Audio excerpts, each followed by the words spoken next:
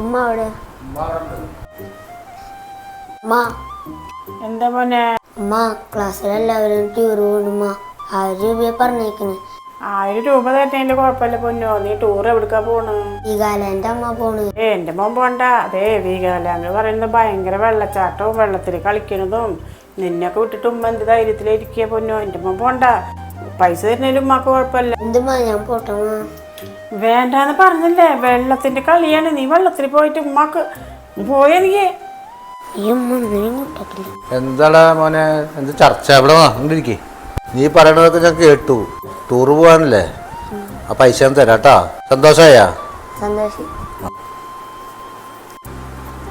നിങ്ങൾ എന്തിനാ അവൻ പറഞ്ഞതിന് സമ്മതിച്ച്?